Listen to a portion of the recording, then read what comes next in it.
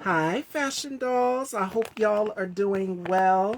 Happy Wisdom Wednesday. I hope you all are doing wonderful today.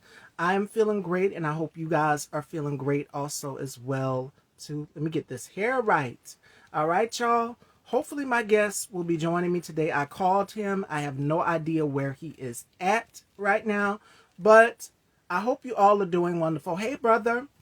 Um, I don't think my guest is coming on today, Fashion Dolls. So we're just going to do like a brief recap today on yesterday's show that we did with Manny on Tete a Tete. Yesterday's episode of Tete a Tete.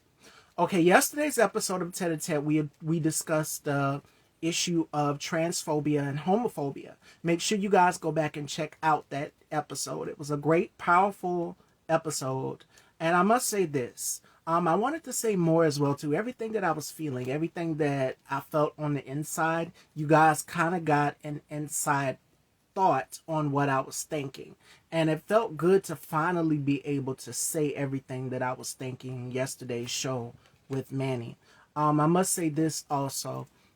I meant every word that I said, and I'm not taken aback by it. I would never apologize for it. Never. And I say that because we have a lot that we have to fix within our community, mainly beginning with transphobia and homophobia. There's a lot of unpacking that we have to do, and it starts and begins at home. It starts with the proper education. It starts with talking to people and using your resources that you have out here. Excuse me, y'all. Let me put my fan up for a little bit because I don't know where my guest is. I called him. I'm not sure, but I'm gonna say this. Can you guys still hear me? Let me know. Give me one sec. Give me one sec, y'all.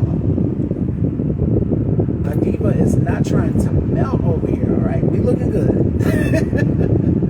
But like I was saying though, in order for us to fix this problem, we have to sit down and have these type of conversations. And they may be uncomfortable at first, but we have to. In order to make change, it starts at home. And everything that I wanted to say, I finally got a chance to say doing that show yesterday with Manny. And I'm thankful. I'm totally thankful for it. 100%. Shout outs to my brother K2, always showing love, always showing support. We're just doing a recap of yesterday's episode of Tete a Tete. Can you guys still hear me? Can y'all see me? Let me know.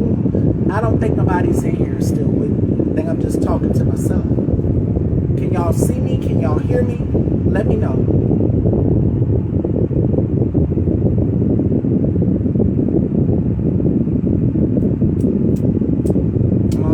I think everybody done gone, so what I'm probably about to do is get on up off of here. I will see you guys tomorrow.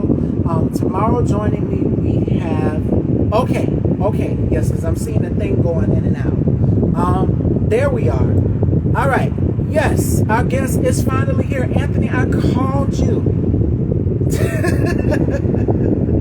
So let's get into this interview, Fashion Dolls. Y'all ready? We are about to catch up with... I was surely about to get off of here. All right, so let's do this interview. Let's catch up with Anthony Velvet Hall, Fashion Dolls. Let me cut this fan off. Yes.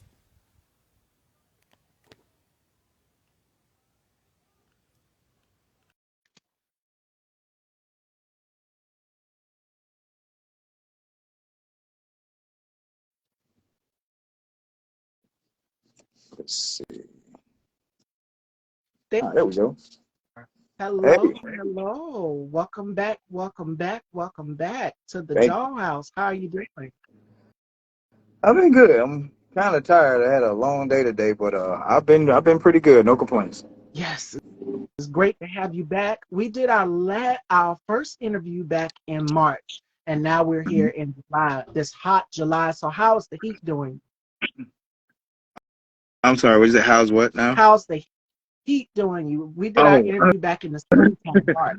oh, Yeah. the heat is tearing me up. It's just it's if there's any constant is that it's hot. I guess the only thing is you got to figure out just how hot it's gonna be because it's hotter some days than it is others. But it's still hot though. It's still hot. Yeah.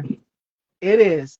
And especially down here in South Carolina, like it's almost close to 100. So we're Oh yeah. down here trying to keep cool. And if Hmm. you're in Texas and if you're in Los Angeles, you guys already know how the heat index is. We're not even going to go there. But what have you been up to since we last spoke in March? I have. I've been working on a movie called The Dispute by Toby Famasupe and Money Sutton. Actually, still filming that movie. With the strike and everything, it's been kind of hard to find some work. But long before that, I actually started doing what they call UGC work, user generated content. I've been doing that, and those are commercials and ads that can be filmed in the comfort of your own home or pretty much anywhere you want to. So these are commercials that appear on TikTok and on Facebook story ads and YouTube Shorts, the little commercials that they do, and they almost come off like testimonials sometimes, but they're really good commercials. So I've been doing a lot of that as well. So that's made up like the bulk of my time. Now, I wanted to get your thoughts on that because almost every actor that I've interviewed, some of them being in Los Angeles with the strike going on, the writers and the director strike, and we've seen Fran Drescher lately get up there, and she was really being vocal about it and how it affected a lot of SAG actors. What are your thoughts on the writer strike going on? That's the good and bad thing about SAG, I guess. SAG being part of SAG puts you in position to actually do some of the bigger, more expensive um projects. And it's a great thing to have. On the flip side, if something happens, then you're still part of the union, and with that comes the choice to not work for whatever reason, and then also restrictions that are thrown upon you because you're striking. So, of course, there's always going to be a question of pay and who should be making so much money and things of that nature. Um, I just really hope the two sides find a resolution because I just recently heard that Dwayne Johnson made a seven-figure donation to the SAG-AFTRA fund for actors, and this was going to be given to actors and other people in the business who aren't working to try to keep food on their table. So that's cool, but that's something that doesn't happen every day. So because of the financial status, the different financial statuses of the actors, I'm just hoping that they get it done, work it out, find a resolution, and just make it happen really soon. I hate to see things like this, but at the same time, sometimes things like this have to happen and they have to be addressed this way in order for change to be implemented. Absolutely. And like you said, it's a lot of actors that are affected by this. Just like when the pandemic first hit, it was a lot of actors that was out of work. That some of them, the majority of them being on Broadway and having to make do with everything closing down and shut down. But this is completely different. Like this is SAG. It's been around for a very, very long time. And there are a lot of actors who are affected by this. So, I mean, it needed to happen. A change needs to happen in this business. So, what advice would you give to actors? Because you've figured out ways how to navigate through it, and as well as other actors that I've interviewed and sat with on how to get in the business of making your own films or working still, keeping the thing going. Well-oiled machine, shall I say?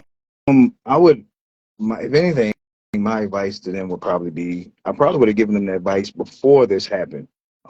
Some people like to act and everything, and for them, that's all they want to do. They just want to be actors. There are plenty of things you can do as far as like voiceover work or UGC work. These are things that you can do just on your own because as actors, we always have to go through the process. Sometimes you get opportunities without having to audition because people know what you're able to do. Other times there's a long process that has to happen. And then one part of that process that's always a constant is waiting. So you have to wait in order to determine if you're going to be chosen for this role, or then sometimes your waiting can be in vain because they may give the role to somebody else. So now you got to start back over. So if any advice I would give to actors, it would be to not just act. Explore your creative spectrum. If you write, do that. If you got a great voice, look into doing voiceover work. Um, UGC, what I've mentioned, it's very easy to do and very easy to get into. It provides a nice revenue stream, nice secondary revenue stream. So that's always something that happens.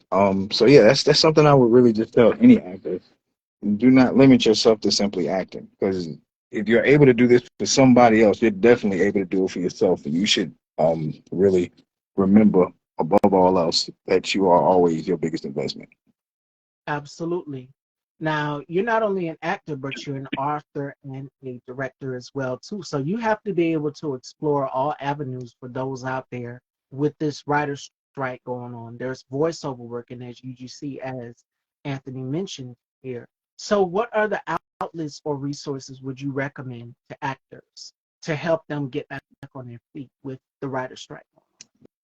Backstage.com. Yeah. I was an actor who solely thought about just acting, and I wanted to just do like stuff on Actors Access and casted networks. Those are places that if you just want to act, you can go and apply for roles, and you can make it happen that way. Backstage.com has become very specific in the types of jobs that you can look for in the acting or entertainment field. So, while excuse me, the more conventional places like Actors Access and casting networks may sprinkle a couple of UGC and voiceover work here, um, Backstage actually has an entire section devoted to that, and it's updated daily, UGC and voiceover. So if you really want to, just if you want to have much a bigger variety of jobs and things to look for, go to backstage.com as well. And I mean, even you can do like local radio as well, because those people are always looking for ads, Yeah. like the local businesses and stuff. Sometimes a radio company will outsource to somebody who's like a freelance voiceover artist, and they may be the voiceover artist for every commercial that radio station runs, but it's constant money, and it's a way to stay on your feet and a way to keep some money in your pocket. So definitely definitely address those sources as well. There's so many avenues out here for those who are in this business of acting that you can explore and excel in, Mhm. with this writer strike, because, it needed to happen. Like, there's so many shows that are that we are all watching, but the writers, you can't do anything without the writers or the actors. So it needed to happen eventually. Like, there needs to be a shift and a change in the acting business as well too. So we're seeing that happen with these actors out here. And I've interviewed a few actors who've spoken out about it and just saying, I'm being careful on that. And rightfully so. Do what you got to do Yeah. to keep it moving. Yeah, definitely, because I mean, like, even when I've gone to some of these pages, I've seen a listing of auditions and things that you can apply for and things that you can apply for if you're a SAG after member during the strike. So that's kind of like the gray area for a lot of people. But even still, that does not mean there isn't anything you can't, do or use. Or even, I mean, like, seriously, even if you're somebody who has your own product, if you're somebody who actually has a product, if you're an actor with a product, why not be the voice of your product? A lot of times that's kind of it's kind of sacrilegious to do that sometimes, but in the time and in a day and age like this, you've got, you can do it. You can do it. I'm not a big fan of a person being a face of their own business, because I like for any business to be able to live on its own. I always say, if you want to keep people out of your face about your business, don't make yourself the face of your business. So, but in a time and day like this, you have to. So Yeah. yeah, I mean, definitely explore that avenue as well. I've seen the rise of Black owned business brands, especially Black film directors, Black writers, Black producers, ever since this pandemic happened. And we're seeing this. I mean, I hate that it took for this to happen, for people to see the talent and the gift that we have within ourselves. But there's nothing like creating your own product. And I've interviewed China McCoy, and he asked me a question when we were doing the you know him, The Matrix. He did The Yeah. Matrix with Lawrence Fishburne. Mhm. Um, he asked me a question. He said, "Would you rather start your own business for what was it, $500,000, or would you go into have someone else start a business for you for $1 million or something to that extent?" And I said, "I would rather start my own. I would rather. I started Absolutely. Style by Stevie from the ground up right after high school. no vision, no idea, young black girl, now woman, having this big platform and how big it is and people watch it all over the world. I started on my own. I did it on Right. my own, but I added co-hosts to it. And sometimes Mhm. you have to make those changes and sacrifices in order to excel in this business. You have to. Right. Absolutely. And that's something that you got to do.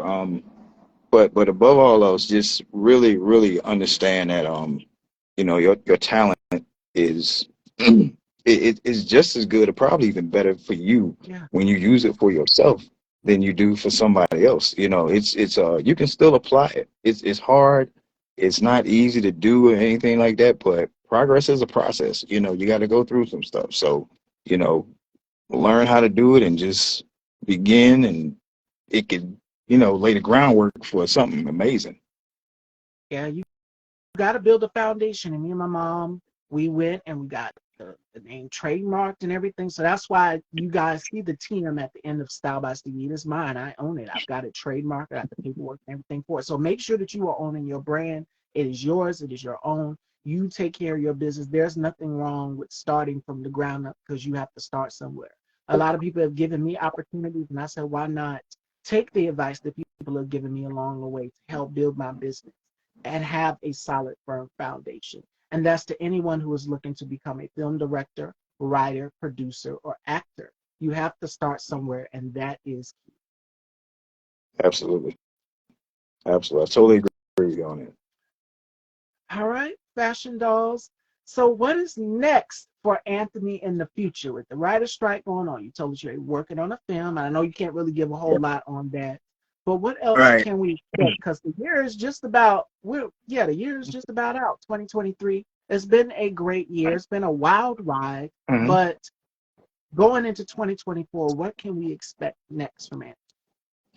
Um, Going into like the years have been like really unpredictable. So, but I just kind of go with the flow, and I always continue to work on my own craft on anything when it comes to just being an author, being an actor, being a brand ambassador for certain things. I'm currently a brand ambassador for a fitness clothing line called Stallion Squad, so I do a lot of stuff with them as well. Nice. I've actually gotten back into the wrestling ring, so I've done quite a bit of that. I actually have a show next weekend, August 5th in Dublin, Georgia, at the West Lawrence Middle School for Lariato Pro Wrestling Guild. There'll be a lot of stars from Impact Wrestling there as well. So um, I'll be part of a big six-man match, and after that, I've got like 3 dates for the rest of the year. One in September, one in October, one in November.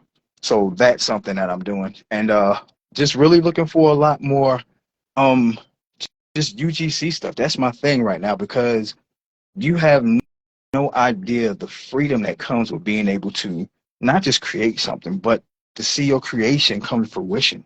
That is the best thing of a lot. A lot of people have a lot of scripts that have collected dust that, who've only Let had life breathed film into them when they come uh to like film festivals and things like that. But when you actually put the work and you see a finished product and you know that the genesis of that started within you, it's amazing. It's absolutely amazing. And how does it feel to be back in the ring? Because the last time we talked, you were giving people tips on if they was to pursue wrestling and the dangers of it. So, what is it like to be back in the ring? It's fun. It's fun. It's fun to be able to do what I do and do it around a young crop of hungry guys. I'm a guy who's been in the business going on like a long time. So for the most part, to have guys like come to me for advice and ask me certain things with what I do with wrestling, it's always fun. It's nice to see the business moving forward, and it's also really nice to see people who actually grew up watching me wrestle now. And some people who watch me wrestle bringing their kids, so that's also pretty cool for me. So, what is some of the advice that the new up and coming wrestlers ask you? Would you being in the game for so long and acting, wrestling? What is some advice that they ask you? A lot of times, some of them they ask me how did I get as much experience as I did with wrestling, and in my rookie year of wrestling, I traveled a lot. I traveled a whole lot. I didn't really stay in one place as far as like, just wrestling in one town or two towns. If there was wrestling and, I had meaningful, reliable transportation, I jump in and I take the opportunity to do it. I go wrestle on shows. I would be part of seminars, all kind of stuff. Any opportunity I could to learn, that's what I did. So they asked me, how they can, what's the quickest way to get experience, and I tell them all, just go. That's like the best and easiest way to get experience in wrestling. To just, you know, um, kind of fly by the seat of your pants, but be careful and remain grounded too. And and again, please be safe out here. While we're in this heat, I don't want to see any calls to the hospitals or on the news that you guys are out here trying to emulate or imitate. Anthony, give them your piece of gems or advice on what you would do into the situation, because people at home will literally try these stunts in wrestling and they think that, oh, it's a game, it's a game. No, it's not a game. It's a very high risk activity. I always call what we do extreme athletic improv. A lot of times people talk about what we do and say it's fake. It's not fake, it's scripted, because if it was fake, then I could hit somebody with a chair and it would hurt. So it's not fake at all. Understand that there's a huge risk that comes with this. It's fun to do what you do and have, a crowd of, from 100 to 1,000 to 100,000, cheering your name and chanting for you. It's an amazing feeling. It's an absolutely amazing feeling. And sometimes those cheers can influence you to do things you're not used to doing. That's when you need to pump the brakes. Make sure you have reputable training. Make sure that you listen to your body more than anything else, because it's the only place you have to live. Make sure you listen to your body, and just be safe out there. Be safe, protect yourself and each other. I tell wrestlers that all the time. And please do not try any of these stunts that you guys see at home from the wrestlers itself. This is real. I was watching Ricky Lake just the other day, and she was talking to the people, the guys at home who wanted to try out wrestling. And a professional wrestler came out and he said that he broke his vertebrae in what, 9 different places. Mhm. So please, please listen and do not go out here and attempt any of these stuff that you guys see on television, because yeah. And now when we was younger, we used to pretend that we Stone Cold is one of my favorite wrestlers, and you guys know that. When we was younger, we would try to, horseplay around the house and stuff. That was fine. But now as you get older, don't try to do any of these stunts. Yeah, Yeah, yeah, absolutely. Because I mean, like, seriously, when we start talking about wrestling, we just recently lost a guy in wrestling whose career was cut short. Darren Drozdov, we called him Droz in WWE. He was a guy who was wrestling young in the business. He had some NFL experience and decided he wanted to become a wrestler. So he was wrestling D'Lo Brown one time, and D'Lo Brown was going to give him a running power bomb. Instead of just picking him up and power bombing, D'Lo was going to run, then power bomb. It's a move D'Lo's done plenty of times, but on one particular occasion, he ran and lost his footing. And when he lost his footing, Darren landed on his neck. Darren remained a quadriplegic for the remainder of his life. We just lost Darren last week. So that just gives an indication as to how dangerous wrestling can be. Those freak accidents are much more common than you think they are. So you got to be careful doing it. definitely. And if this is not what you want to do, reconsider. There's other outlets out here. If you want to be athletic, there's football. There's so many others. Even with sports, you have to be careful as well too, because wrestling is a sport, as we know. So make sure you guys are taking it easy. Now, the project dispute. You were saying in the beginning, I asked you what were you working on. You have a film coming out, Dispute. So I know you can't give a lot away. Tell people what can they expect with this in just one word. um,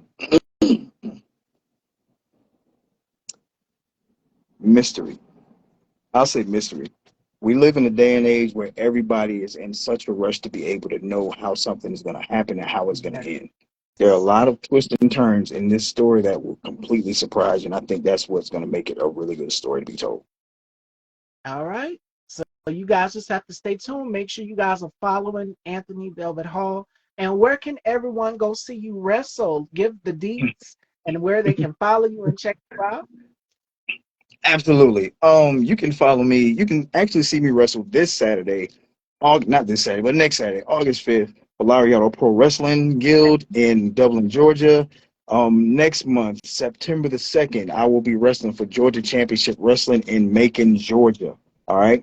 And All right. on October the 6th, I will be wrestling here in Milledgeville for Georgia Championship Wrestling again as part of the Deep Roots Festival.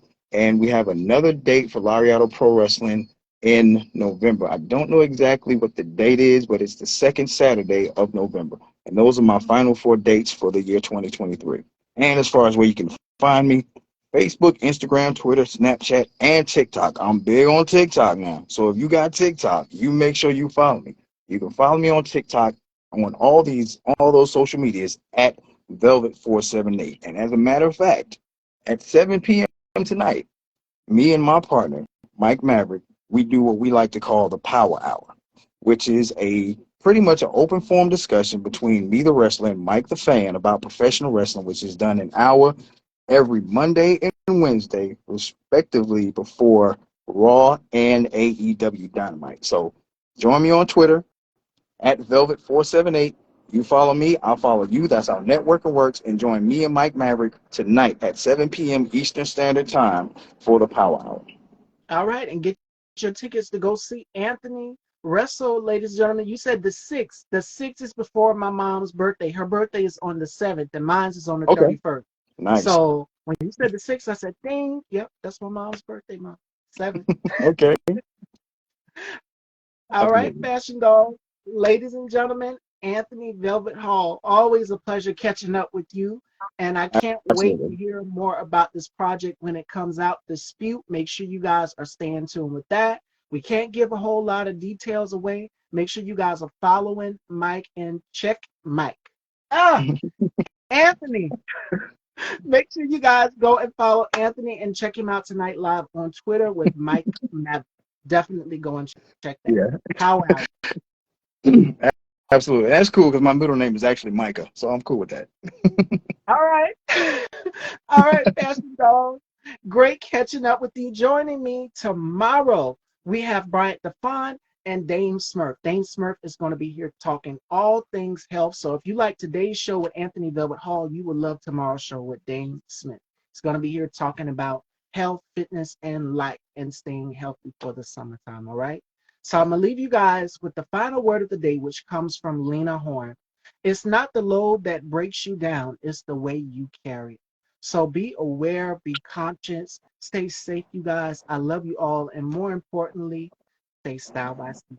Thank you, Anthony, again. It's great catching up. Thanks. Take care. All right.